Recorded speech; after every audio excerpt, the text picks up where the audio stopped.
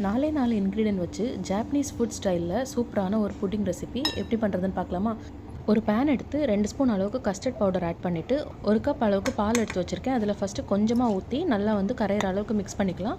இப்போ மீதி பாலையும் ஊற்றிட்டு கஸ்டர்ட் பவுடர் அந்த லம்ஸே இல்லாத அளவுக்கு நல்லா மிக்ஸ் பண்ணி விட்டுக்கோங்க. நம்ம கார்ன்ஃப்ளவர் ஆட் பண்ணும்போது எப்படி இருக்குமோ அந்த மாதிரி கீழே ரொம்ப திக்காக இருக்கும். அதனால் கொஞ்சம் கொஞ்சமாக பாலை சேர்த்துட்டு நல்லா கலந்து விட்டுட்டே இருங்க. ஒரு லம்ஸ் எதுவும் இல்லாத அளவுக்கு நல்லா கலந்ததுக்கப்புறம் சர்க்கரை ஆட் பண்ண போகிறோம். இப்போ இதில் ஒரு 2 ஸ்பூன் அளவுக்கு சர்க்கரை ஆட் பண்ணிக்கலாம்.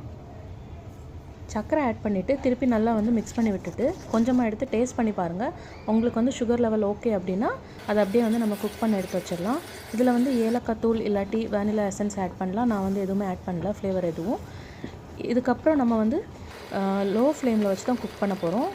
ஃப்ளேம் ஹையில் வச்சோன்னா சட்டியில் அடி பிடிச்சிரும். அதனால் ரொம்ப லோ ஃப்ளேமில் வச்சுட்டு கை எடுக்காமல் அப்படியே கிண்டிகிட்டே இருக்கணும். ஒரு 10 நிமிஷம் கிண்டினதுக்கப்புறம் திக்காயிரும். அதுக்கப்புறம் இந்த மாதிரி ஒரு செராமிக் பவுல் ஏதாவது இருந்துச்சுன்னா அதில் அப்படியே ட்ரான்ஸ்ஃபர் பண்ணிடுங்க.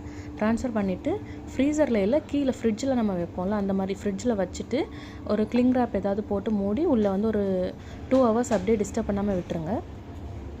2 ஹவர்ஸ்க்கு அப்புறம் எடுத்து டீமோல் பண்ணி பாருங்கள். டீமோல் பண்ணுறதுக்கு முன்னாடி கொஞ்சமாக அந்த பேக் சைடில் கொஞ்சம் தண்ணி ஊற்றினீங்கன்னா ஈஸியாக டீமோல்ட் ஆகி வந்துடும்.